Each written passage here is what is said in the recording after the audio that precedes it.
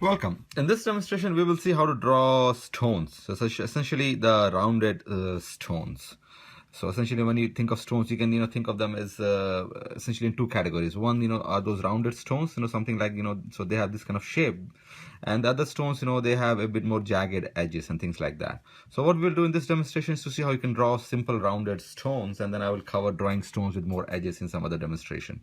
So essentially, when you look at or when you think of a stone that is rounded, I mean, in profile, its shape is something like this, and so this is a very generic shape of a rounded stone, and then you can have variation on this in terms of the size. So you can have a bigger stone, something like this, or you can even have a kind of a longer stone, something like this. So this is a typical profile shape of a rounded stone, and that's what we will use. And what I will also do is to essentially draw a kind of stones that are lying next to each other, a kind of collection of stones, because that is always more interesting than just one single stone. So essentially what we do is we start by drawing one stone that is in the front, and then we draw other stones that are hidden behind it. So for example, this is my front stone, this is the one that is behind it, and so this this portion of the stone is hidden over here. And what I will do is I will continue in this manner. So essentially what I'm doing is I simply start from the boundary of the stone in the front, and then I simply draw a shape like this. And what I'm doing, the other thing that you notice is that I'm drawing the size smaller as I go out into the distance. So that's very important to do as well. So whenever you're drawing a collection of stones, just draw the shapes sizes smaller. And that's what I'm done over here. And then what I'm also doing is to draw another layer of stones over here, right? So essentially what you do is essentially again, once you have this stone, then this is in the front, and to draw the stone behind, you start from the edge of this stone and just bring it down something like this over here. And then over here I will use a different shape, so I'll use a bit more elongated shape. So this is how essentially over you start from the boundary of the stone in the front, draw a little bit of curve, and then something like this over here, something like this. What happens is that for the stones that are further out, I'm drawing them smaller, and I'm also kind of there you only need to draw the top curve, because the bottom, that whole area, is hidden by the stones in front. And I'll go ahead and just simply draw a very small stones far out into the distance. So again, over here, if I want to draw one more layer of stone in the back, I simply start from the boundary of the stone in front and just draw a curve like this, and that's it. So this is how easily you can simply draw stones that are together out into the distance. So essentially you start by drawing the profile of the stone that is in the front, and then start from the edge of the stone, and then draw a stone that is behind, something like this. So just because you started from the edge, what happens is that this portion of the stone in the back is hidden, and that gives the that tells us which one is in front and which one is behind. And then you just simply continue in this manner. So over here, something like this. And so this is the front layer, and for the layer that is behind, what you do is again you start from the edge, and then you simply bring it down over here, and then you end it at the edge of the other stone. So this is what we did over here, and then we have this nice collection of layers of stone going out into the distance. So next more critical step is to shade these stones, so essentially bring out their roundness and bring out their texture. And for that, what we do is to use these parallel lines to give it an initial tone. So again, we have seen before is that these parallel lines are the way in which we can give a tone to any element. So it's very important that you practice in doing this line, being able to do this parallel lines is very important. So that's what you should practice extensively. So essentially what we do is, we use these parallel lines, and then we create one layer of tone for the stone. But what we need to do is to bring out the roundness. And for that, what we do is we come back and then we add another layer over here as well.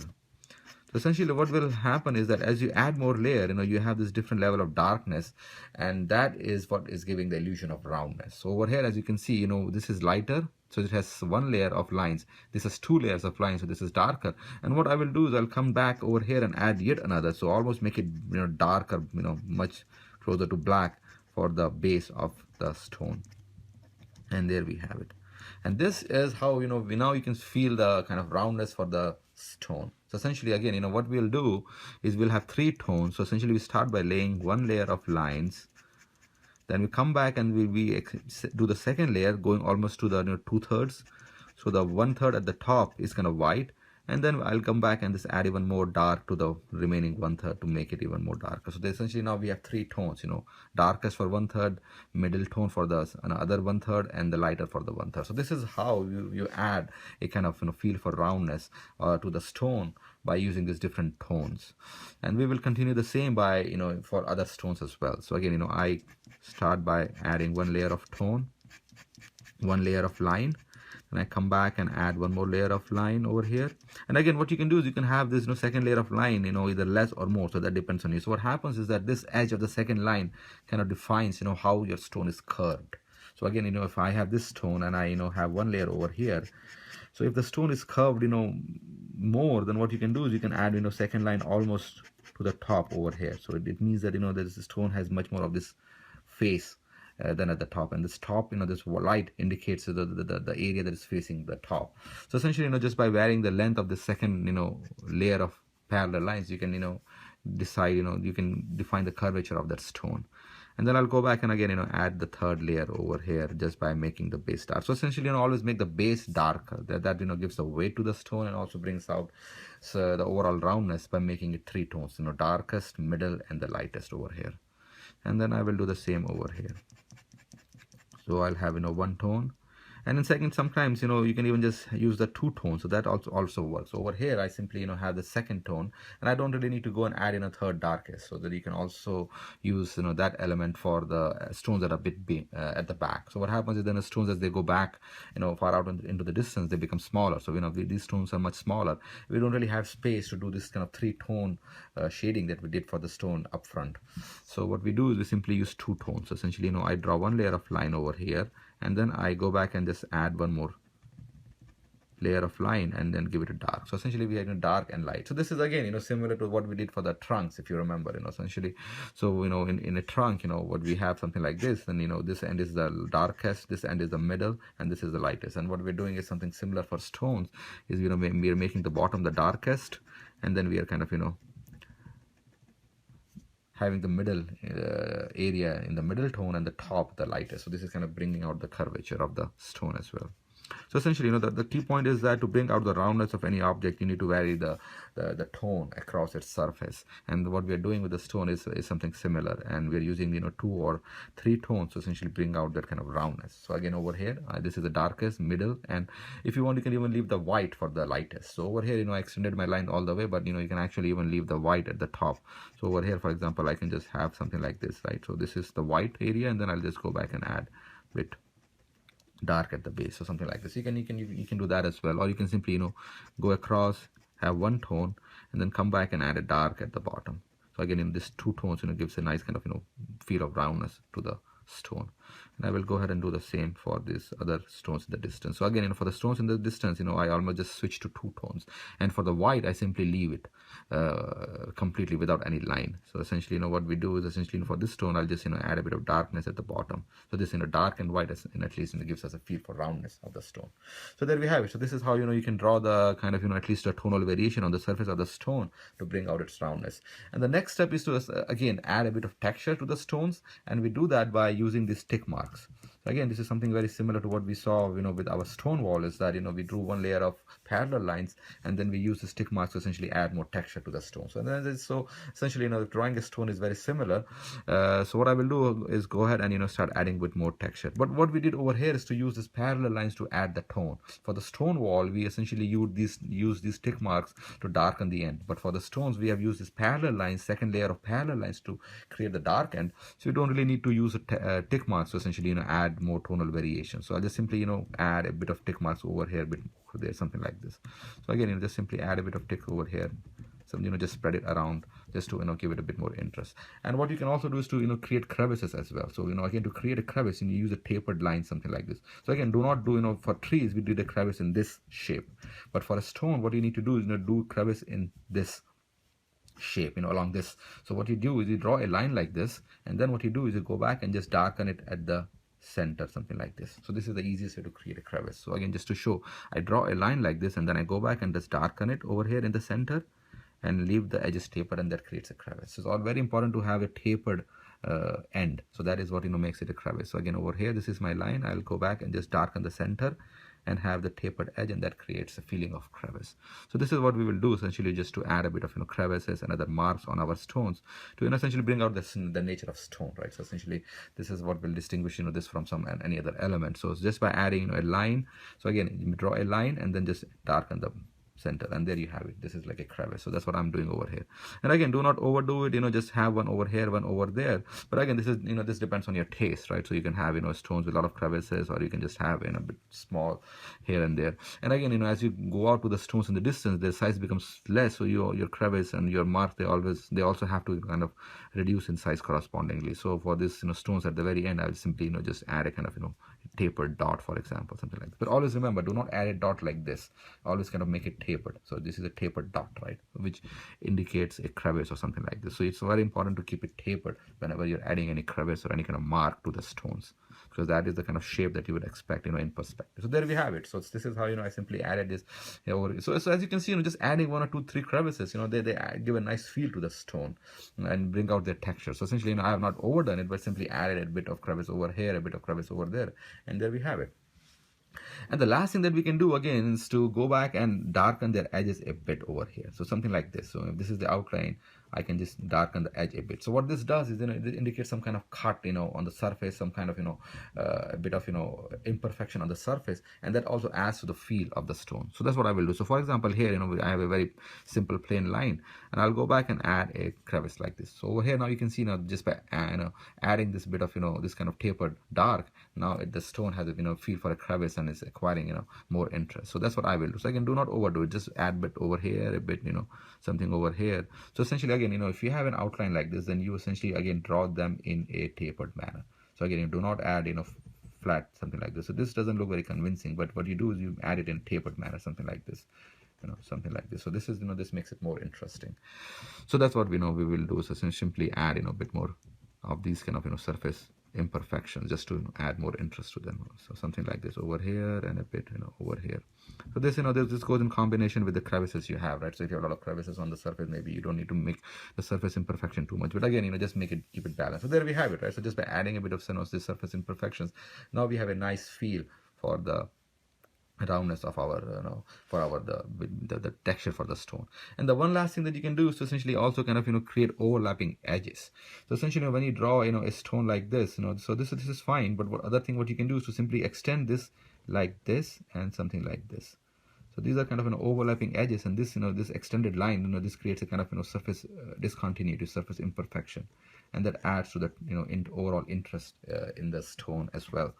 And the way you do it is, so for example, if you have over here, so what I can do is simply extend this line over here and something like this. So this creates a kind of surface imperfection that adds interest as well. So that's what I will do. So again, if you have a stone something like this, right, so what you can do is simply extend a small line over here and something like this, just use the dark to kind of add these kind of imperfections on the surface.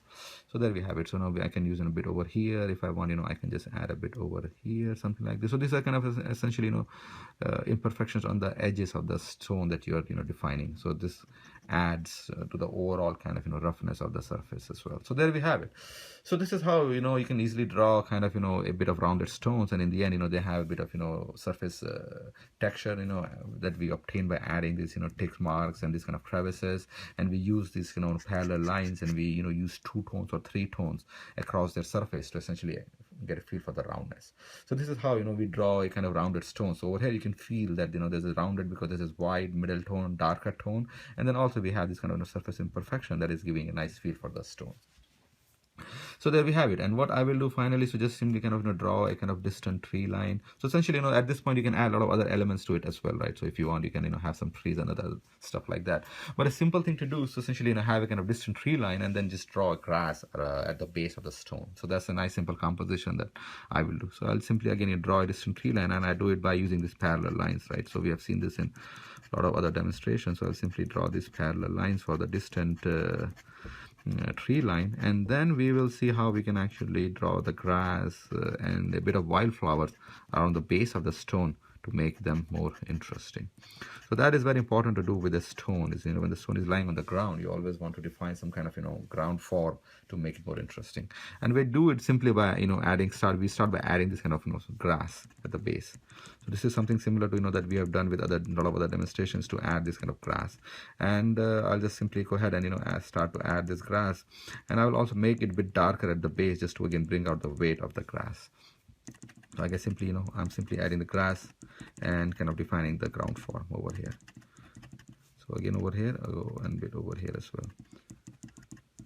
So simply, keep adding the grass, and what we will do on the other side is to add a bit of wildflowers, so that, a grass and the wildflowers hiding or coming out from the stone is a great simple composition that we will do in this demonstration. So over here, so again, I go back, and as you can see, what I'm doing is to also make the grass a bit smaller out into the distance. So, this is always important to do, is to, always vary the size of your grass to reinforce the distance. So again, the stones getting smaller in size and the grass getting smaller in size, reinforces the notion of, a bit of distance, in our drawing.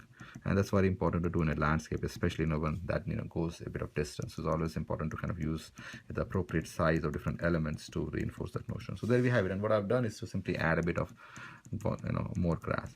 And one cool thing that you can do that always adds interest in any kind of, landscape with the stones is to essentially have lighter tone for the grass around here, and then make it darker near the base. So that, again, what will happen is that essentially you will have, shadow falling from the stones near the base. So you want to make the base a bit darker, and that always complements nicely, if you have a kind of lighter tone for the grass a bit away from it. So essentially, like I said before, you always want to bring out the interest in your compositions, and the way you do it is to by making, some areas a bit darker and lighter, and creating that contrast that kind of adds interest to your drawing. So what I've done over here is essentially create a grass that is a bit lighter away from the stone, right?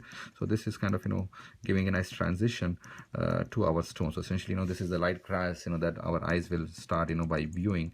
And what we will do next is to essentially add a bit more density of grass near the base of the stone to darken it. So essentially, we have a lighter, so let me just add a bit more grass. So again, I'm not darkening it away from it. On the contrary, what I'm doing is just simply add a bit of, mark over here, a bit of tick over here. So as you can see, the grass, this seems very light, as it is away from the stone. And what I will do next is to go and add more density and just make it a bit darker near the base over here, something like this.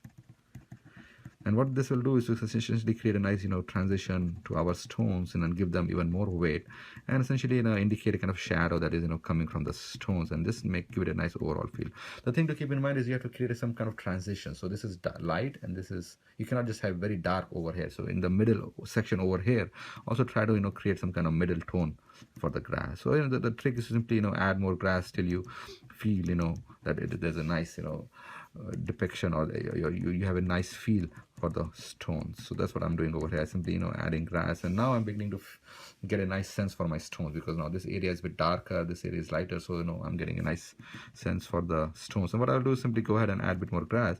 And at this point, I feel that this is dark and this is too light, so I can add a bit of grass in this middle ground around this section over here to create a nice transition. So you always want a nice transition, so you have light, and then you want to make a middle tone somewhere here, and then you want to have a darker near your stone. So essentially, just keep adding grass till you get the right density. So over here now I'm happy with my density, because this is light, and somewhere over here is the middle, and then I've made it darker near the stone. So this dark near the stone is, giving it a nice kind of, feel for the stones, and acting as a kind of, shadow that is coming from the stones.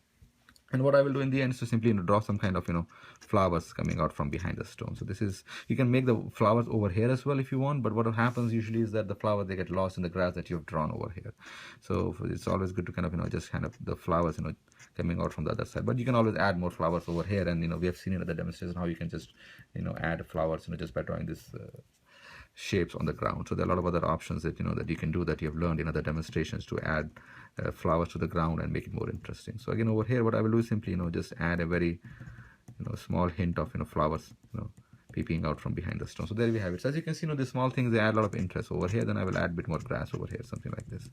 So this is why this stone size is a great simple composition. It's very fun to do. As we saw, all you do need to do is simply draw these kind of shapes and kind of recede them, and then simply use these parallel lines to bring out the roundness, and add these kind of tick marks and crevices just to add a surface texture, and then also add a bit of jaggedness to their edges to essentially create a nice feel for the rounded stones. This is a very simple composition, something that that you can do from imagination anytime, and in the end, you always get a nice feel in the end, so, and you can also add other elements if you want, right? So you can add some other trees and other elements like this as well.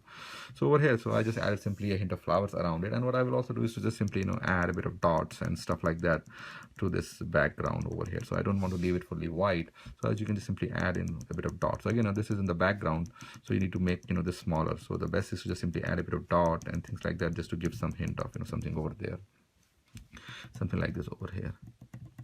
And I'll just, again add a bit of dot and things like that just to indicate a ground cover out into the distance. There we have it.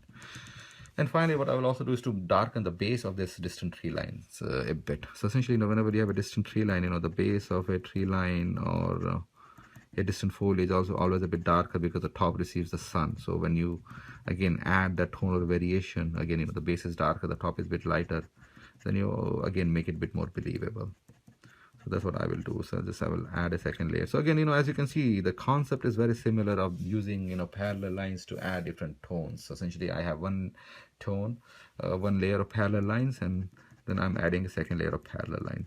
And as you can see, again, we are using the same stroke in so many different ways, right? So over here, I use these parallel lines to depict a distant tree line. Over here, I use these parallel lines to essentially shade the stones. So essentially, this is how, in pen and ink, you use these parallel lines in many different ways to essentially, create a lot of, different textures, a lot of different tones. So it's very important to be able to, draw these parallel lines. And this comes with practice, right? So essentially, just learn to, be able to lay down these lines extensively, and then you will be able to, create these different kind of tones that you need using pen to have a, believable depiction.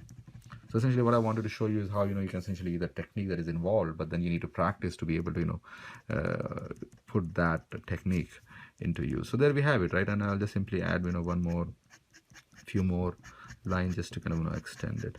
So there we have it. So this is how, you can easily create kind of, a simple landscape with rounded stones and have real fun doing it. And then, do it in under 15-20 minutes. And this is, something very simple from your imagination. And anytime you want, simply just lay down these kind of, rounded shapes and create kind of, recede them behind one another. And essentially I use these parallel lines to create kind of tonal variations. So for the stones up front that have, bigger size, you can use 3 tones: lighter, middle, and dark. And the way you do it is, have one layer and then add more layer. So this is the second tone, and then at the very end add dark. So this is the third tone. So there we have it, right? So 1, 2, and 3 tones. So this is what we have done for these stones. And for the stones very far out, you can simply use 2 tones. So for this stone, I can just use these 2 tones and kind of, use white as my second tone. So this on still gives a feeling of, curvature, roundness, volume for the stone. And finally, just go ahead and, add a bit of crevices, in this shape, in this manner, just to bring out a bit more for the rough texture of the stone. So there we have it, a nice simple landscape that you can do anytime under 20 minutes. And yeah, enjoy doing it. Thanks. Take care. Bye-bye.